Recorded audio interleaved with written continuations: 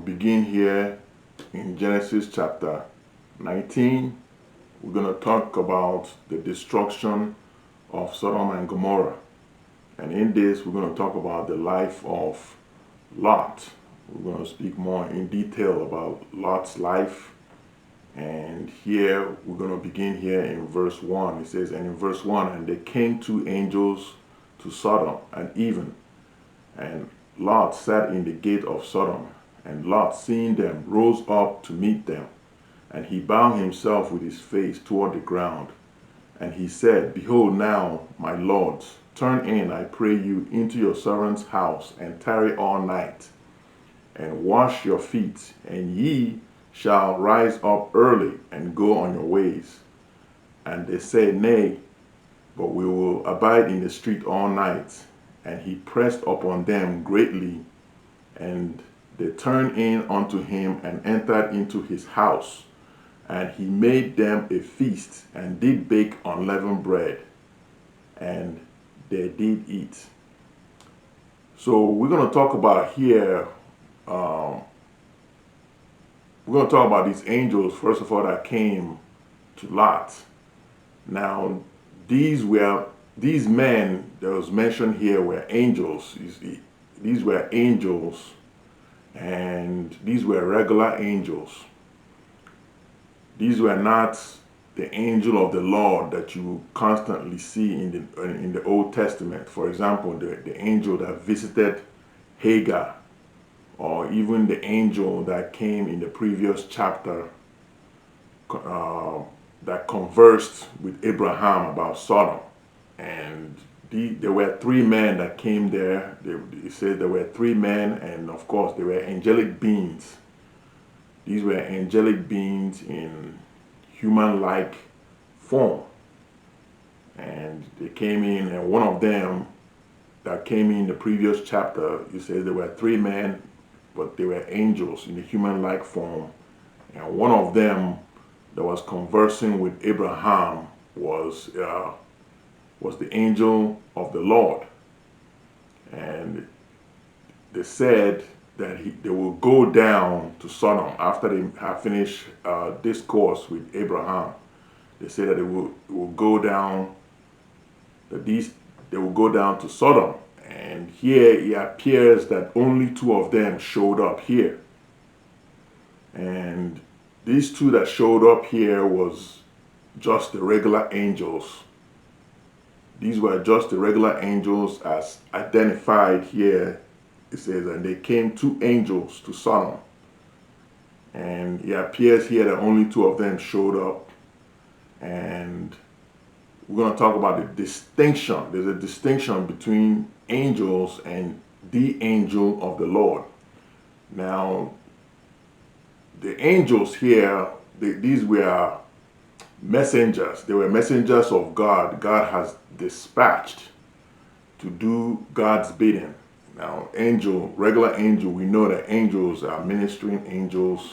Some of them are ministering angels. Some of them are angels for all kinds of purposes. But they are there to do God's bidding. They are messengers to God.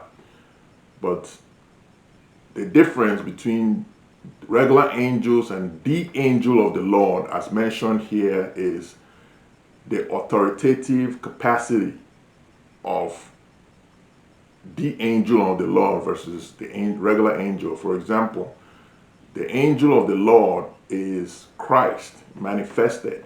God manifested in an angel-like form, and he had authority to do a lot of godly things. For example, changing the name of a person. Regular angels don't change names, because if you read on in a few passages, and if you're going to read in also in the situation with Hagar, Hagar was blessed by the angel of the Lord. The angel of the Lord blessed them. And also in future passage we're going to read, we're going to see Jacob. Jacob's name was changed by the angel of the Lord, and also blessed. See, regular angels does not bless or change the names of a person. So these were not, the angel of the Lord is Christ, manifested in the angel. But here, that showed up here is the regular angel. And it says here that Lot was the judge. And beginning in verse 1, Lot was a judge at Sodom. And judges then at Sodom is not like a judge of, legislative, but again, these were a politician. He was a politician, and usually they stay at the gates of the city. And here he meets these angels, regular angels, and he bowed his face and toward them. And then he invited them to the house. He invited them to the house, and first of all, they refused. But here he pressed them on. He said, come, and he says he pressed them on greatly. So they went into his house here, and it says in verse 4, but before they lay down, the men of the city, even the men of Sodom, compassed around, both old and young, all people from every quarter. Then here you have the men of Sodom. It said that the men of Sodom, these were men of corrupt minds, and they saw these newcomers, or the new people, strangers, as you can see, coming into the house of Lot. And they came here filled up with lustful desires, and they surrounded the house. And he says, verse 4 says, both old and young, all from the people of every quarter, they came in and surrounded the house of Lot. And then in verse 5 it says, and they called unto Lot and said unto him, where are the men which came in to thee this night? Bring them out unto us, that we may know them. And apparently they wanted to sleep with these angels. And then these angels were like men-like form, because they identified them as men. They saw them as men. They said, where are these men? But these were angels. And they wanted to know them.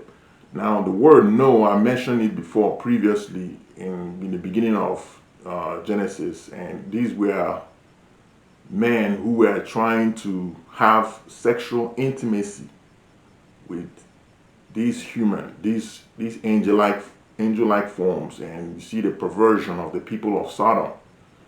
And here they showed what Sodom is all about. It reveals and shows the countenance of Sodom, what this city, the inside of this city, how corrupt and how perverse these men in the city are. And it foretells the city, what this city is about is homosexuality, and their perversion here is what is filled in this city, the dominant sin of this city. And here it says as in Isaiah mentioned in Isaiah 3 verses 9, it says, and they show of their countenance doth witness against them, and they declare their sin as Sodom. They hide it not. Woe unto the soul, for they have rewarded evil unto themselves. Now, this is a countenance that about what this city is all about. They are here pulling away from their life, pulling away from their occupation, pulling away from all their businesses. And here they come in and surrounded this city because they saw these men coming inside this house, and all of them, old and young, surrounded this city. This is a dominant city filled with homosexuals, and they wanted to have sex with these angels. And in verse 6, and Lot went out at the door unto them, and shut the door after him. And Lot went out in the door, he's trying to prevent them from entering, and he closed the door and trying to talk to these angels, talk to these people, these citizens of Sodom. And he said here in verse 7, he says, and said, I pray you, brethren, do not so wickedly. Behold, I have 2 daughters which have not known man. Let me, I pray you, bring them out unto you, and do ye to them as it is good in your eyes. Only unto these men do nothing, for therefore came there under the shadow of my roof. Now here you also see, you not only see the perversion of the men of Sodom, but you see also the perversion of Lot. This man has left everything from out of Abraham and went down here, and this man is completely depraved in his mindset. And first he called the Sodomites, he called them brethren. He mentioned them as brethren. He says, and then he's willing to risk his 2 daughters to them. He said, I'm going to give you my daughters, and you do so as you see in your own eyes. And here's a father who failed to protect his daughters. Here he's giving them away for them to use in a sexual manner. But again, these men are not going to, first of all, they're not interested in Lot's daughters. They're not interested in women. They want man. And yeah, it appears that it was a slap in the face. Even when Lot mentioned his daughters to be given to them, they figure that this only exacerbated their, anger, made them more anger. And now they become, angry, furious about what Lot had said concerning that. And then it says in verse 9, and they said, stand back. And they said again, this one fellow came in to sojourn, and he will needs be a judge. Now we will deal worse with thee than with them. And they pressed sore upon the man, even Lot, and came near to break the door. Now he make them angry. And according to the Amplified version, they say that Lot was an outsider, and he's acting like a judge of the city. And here they filled with all sorts of anger and animosity and hatred of Lot. Now they wanted to not only get their hands on these men, angel-like form, human-like form angels, but now they're trying to get their hands on Lot also. And it says, but here in verse 10, but the man put forth their hand and pulled Lot into the house to them, and shut the door. And they smote the men that were at the door of the house with blindness, both small and great. So they wearied themselves to find the door. Now these angels, they drew in Lot and struck these men of Sodom with blindness. Then in verse 12, it says, and the man said unto Lot, hast thou any besides son-in-law, thy sons, thy daughters, and whatsoever thou hast in the city? Bring them out of this place, for we will destroy this place, because the cry of them is waxing great before the face of the Lord. And the Lord has sent us to destroy it. Now these were destroying angels. Again, I said that angels, there are some angels, regular angels, that are ministering angels. There are some that are messenger angels, but here you have a destroying angels. God has sent these angels to destroy this entire city. And they asked Lot, first of all, they told Lot to take away his family and his son-in-law, and that he has any other daughters and everything, any other property. He should bring them out completely, because their intent is to destroy this entire city. And here in verse 14 it says, and the Lot went out and spake unto his son-in-law, which married his daughters, and said, up, get you out of this place, for the Lord will destroy this city. But he seemed as one that mocked unto his son-in-law. Now, First, Lot came in and he asked them to separate themselves. And he still telling them, let's go, because God is going to destroy this city. Get up and go. Let's get out of here. But he had little influence on his family here, but his son-in-law thought he was joking. See, this man also has not only is depraved in his mind, but he has lost every influence he had, because he thought the son-in-law did not take him seriously because of Lot's walk. This is a man that left Abraham and came into this place. Now he's now being looked at as somebody who's a joke, who's a humorist.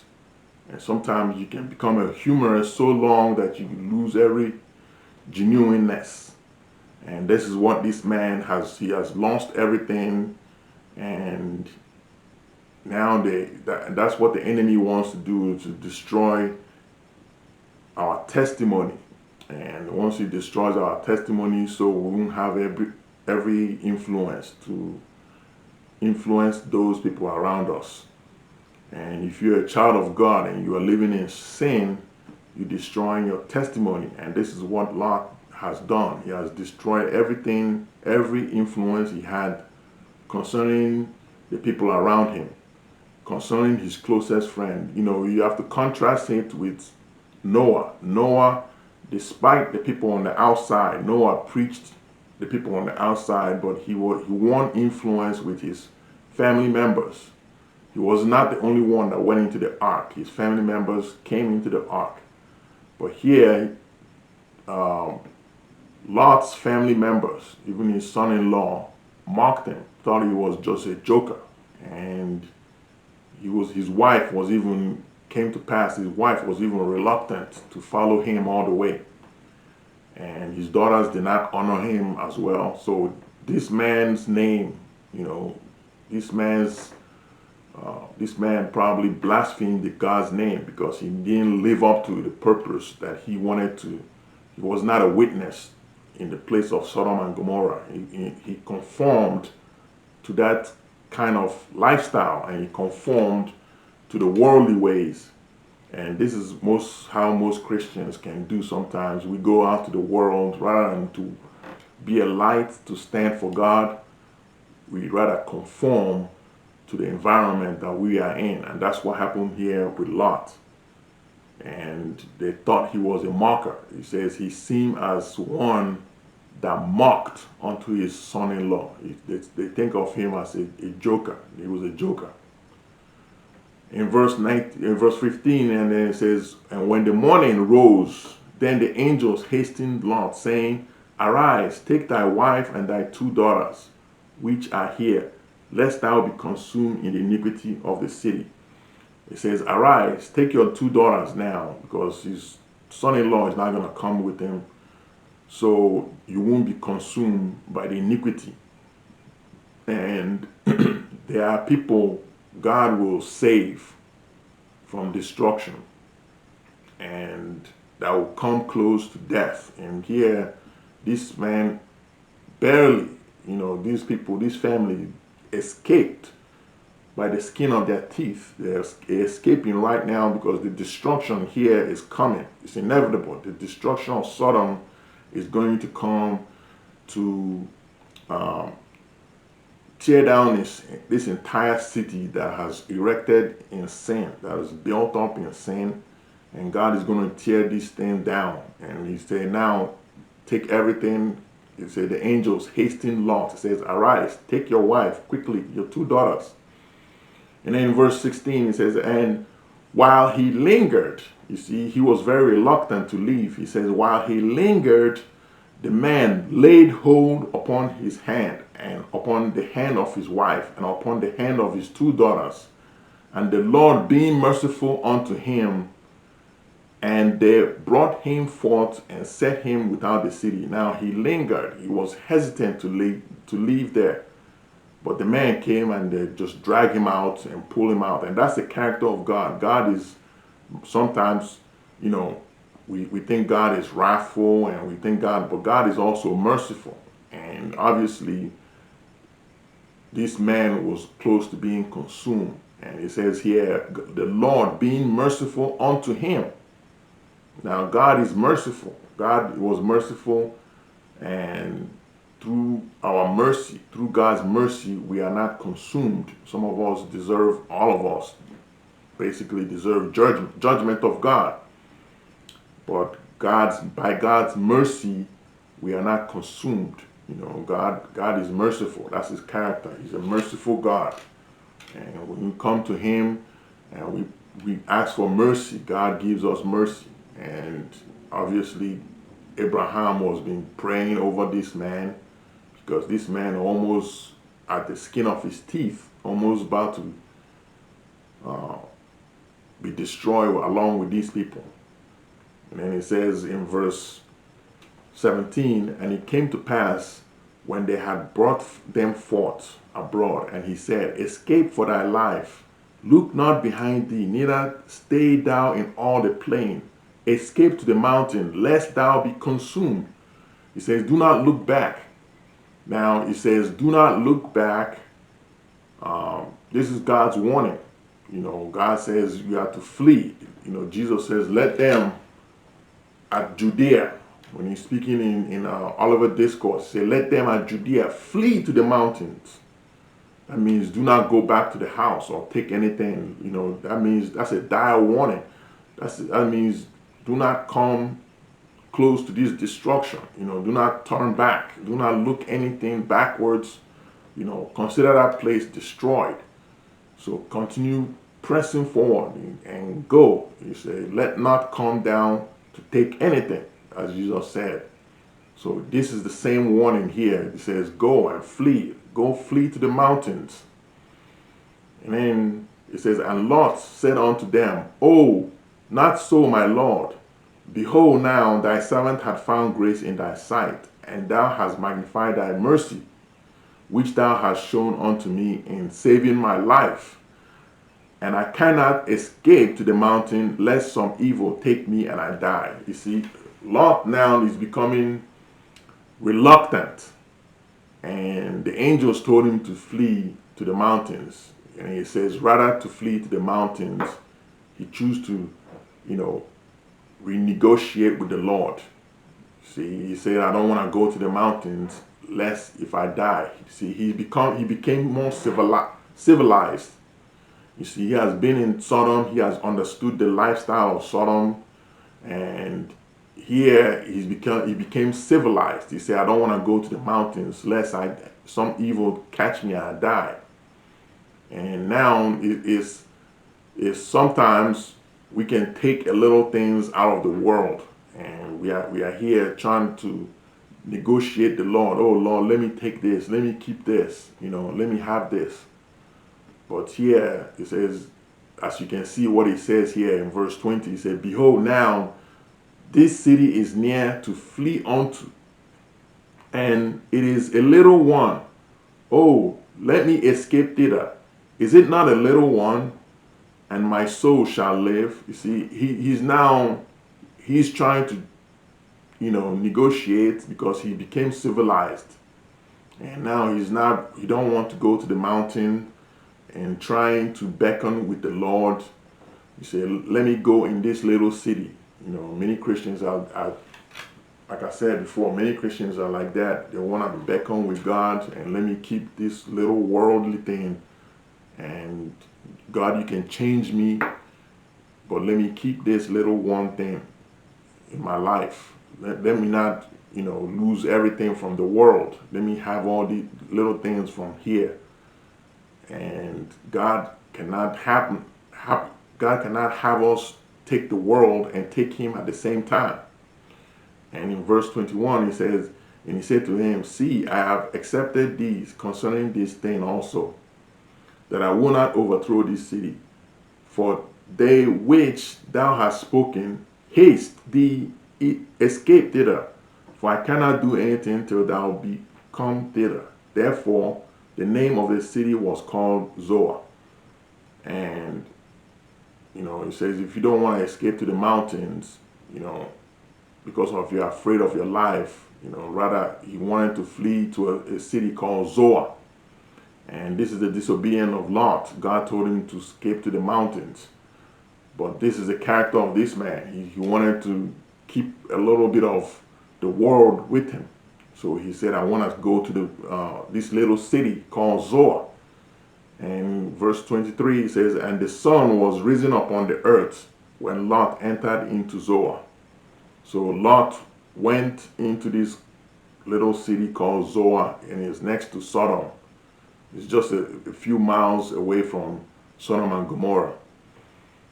And in verse 24 it says, then the Lord rained upon Sodom and upon Gomorrah brimstone and fire from the Lord out of heaven.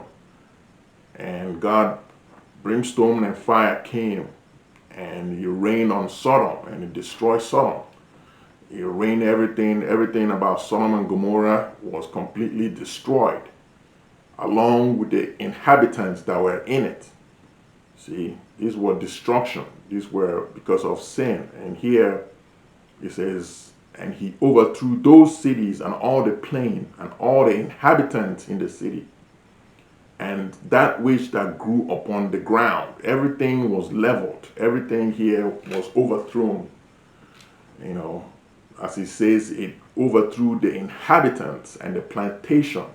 Everything came. This once beautiful city, this beautiful city that is well watered, and as it says here in Psalm 107, verses 34, it says, a beautiful land into barrenness for wickedness of them that dwell therein. See, Sodom was a beautiful place filled with a lot of plantations. I mean, this is pleasant to look in the eye, but inwardly it is corrupt. It's filled with all sorts of wickedness and sinful lifestyle. And this is what this city is. This is the history of Sodom. And God destroyed it completely because it did not glorify God. And everything that does not glorify God, eventually God will destroy, because God wants fruitful places, fruitful people. And here you have this wicked city. All they want to do is pollution, corruption, everything filled with all sorts of sexual immorality. And God just destroyed it completely. And then in verse 26, but his wife, it says here, his wife, remember when the angels told him to flee, do not look back. It says, but his wife looked back from behind, and she became a pillar of salt. Now, first of all, his wife disobeyed God's commandment. And this wife of Lot, she's heart was not really to leave, just like Lot. Lot was reluctant to leave. It says that Lot lingered. He did not want to leave this place. He lingered. The angels came and used his force, his hand, and grabbed them, and grabbed Lot, grabbed his wife, grabbed the two daughters, because of God's mercy. Now, this was, God can change, God can change our bodies, or he can do anything, but the heart is not, God cannot control our heart. You see, despite dragging these people out, despite dragging his wife out, her heart is still towards Sodom. And it says that she looked back. Now, when she looked back, that means that's your heart condition here. She's wondering, oh, I left this city and I'm going to this mountain. I don't want to go to this mountain. I missed the city that I left. So she looked back, and when she looked back, she became a pillar of salt. And here she perished with the world in Sodom. She perished with all these people that God has destroyed in Sodom. And she became a pillar of salt. And in verse 27, and here it says, and Abraham got up early in the morning to the place where he stood before the Lord. This is the place he stood when he was beckoning with the Lord about the city, the righteous. He was negotiating with the Lord, and then he was beckoning with the Lord. He's saying, Lord, if there were 50 men, can you still save the city? God says, if there were 50 men, I will save the city. He negotiated all the way down to 10, and Abraham knew that at that point of time, when he's in that 10, Lot probably lost his soul in Sodom, because God could not find any righteous man in Sodom, and Lot was not a good witness in Sodom. So here Abraham got up early in the morning to the place where he stood.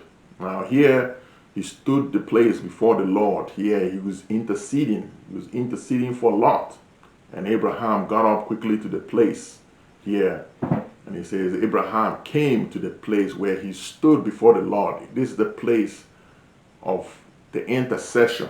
This is the intercessor's stance. Is to stand in the gap between God and between man. And here Abraham is standing in the gap between God and Lot. And in verse 28, and it says, and he looked toward Sodom and Gomorrah, and toward all the plain, and beheld, and lo, the smoke of the country went up as the smoke of the furnace.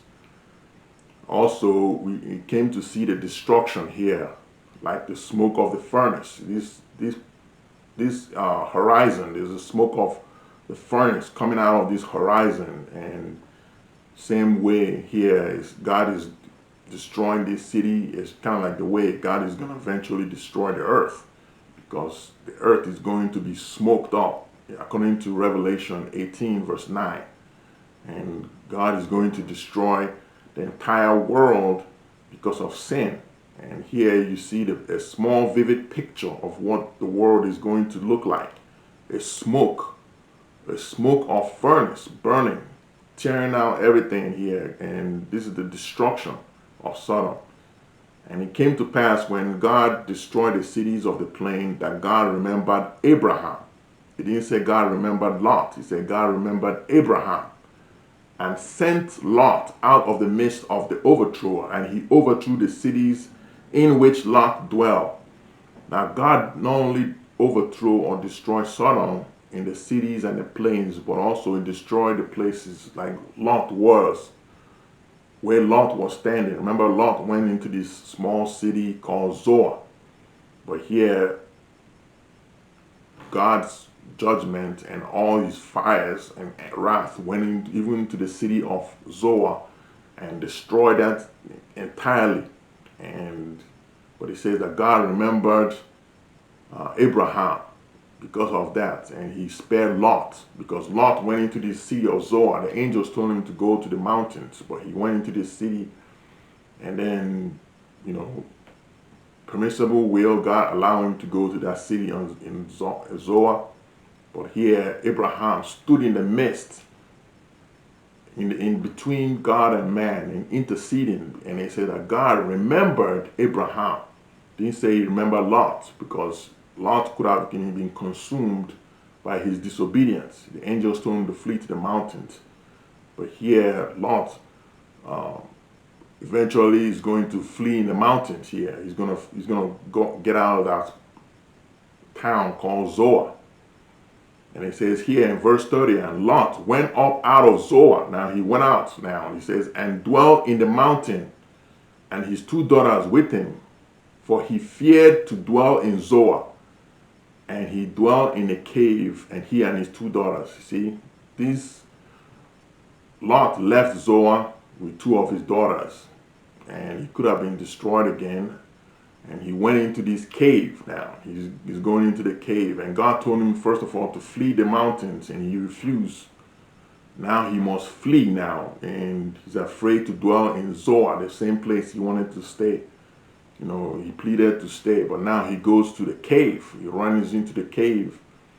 And he stays there now with his two daughters. And this happened, it says in verse 31. And it says, and the firstborn said unto the younger, our father is old, and there is not a man in the earth to come in unto us after the manner of all the earth. Come, let us make our father drink wine, and we will lie with him, that we may preserve seed for our father. And they made their father drink wine that night. And the firstborn went in and lay with her father, and he perceived not when she lay down, nor when she rose. And here, first of all, he brings in wine to his father, and he says that here is again, I mentioned this couple of sin that is illegal. That does not mean that God approved anything in the Bible. First of all, you have Sarah's sin, that happened in Genesis 16, and also now you have illegal sin here, and this is a sin of incest. This is a sin that is from direct father and direct mother. This is a sin of incest that happened here, and this is a perverse sex. And it shows also the culture of Sodom back then. It says that, the culture shows here. And these women wanted to preserve their seed. And they're going to do this terrible thing to their father. And this is a perverse thing. This is a sin of incest. And then it says, it came to pass on the morrow that the firstborn said to the younger, Behold, I lay yesterday with my father. Let us make him drink wine this night also, and go in and lie with him, and we may preserve seed for our father. And they made their father drink wine that night also, and the younger rose and lay with him, and he perceived not when she lay down, nor when he rose. Again, lay, the word lay or went into is always used as a wrong word of sex. This means that God does not approve this sex. This is just not God's approval, you see. And here you have the firstborn daughter convinced the secondborn, and she did the same thing. And it says in verse 36, Thus were both the daughters of Lot with child by their father. And the firstborn bare a son and called his name Moab. And the same is the father of the Moabites unto this day. And the younger, she also bare a son and called his name Ben-Ami. The same is the father of the children of Ammon, unto this day. And the first daughter gives birth to a son, Moab. Again, here you have a nation that comes out of this incest, perverse incest. And here the Moabites came out in this line of Lot. And then the second daughter gave birth to call it Ben-Ami. And here it's called the children of the Ammons, and these were the Ammonites. But we're going to continue again. But first of all, I'm going to talk about Lot, concerning about the worldliness of Christians, that goes to the world. And this is an example. This is a lesson about Lot and worldliness. And it says that Lot here had everything with Abraham, like a prodigal son. He wasted everything except his soul. He took positions before Abraham and went down to Sodom. Lot represents the believer who goes to the world to find satisfaction. The more you accumulate in this world, the more reluctant to hear God's word. Lot was a prominent man, a judge, and perhaps his wife was too. Both loved the world and was disobedient. He did not train his daughters in the ways of God and his wife. For they all conformed into the licentious lifestyle of Sodom, including his son-in-law, who were Sodomites. His attitude is dishonoring of authority and the ways of God. Even after rescued, decided to go to Zoar instead of fleeing to the mountains as the angels commanded. Lot was a mockery to his family. His son-in-law disregarded him as such, and his daughters were not so much concerned with honoring him since they slept with him. But God is merciful to the righteous. He saved Lot, though he suffered loss, according to 2 Peter 2, Verses 6 to 9, it says, Lot was a righteous man with a vexed soul. So that's the story of Lot, and to all people who think that going into the world will make a difference, Christians who leave the prominent place of God and trying to go into the world to make a difference. Remember the story of Lot, that eventually you are going to lose everything. You're going to lose your reputation, even your family. You can lose everything you accumulated, and the only thing you can save out of it is your soul.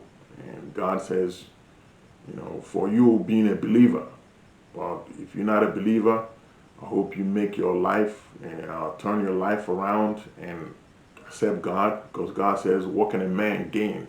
If you gain all the world, if you have all the world in your hand, or loses your own soul. So make sure that your soul is not belonging to the world, that God is the one who keeps you, and God is the one who guides you, and God is your Savior.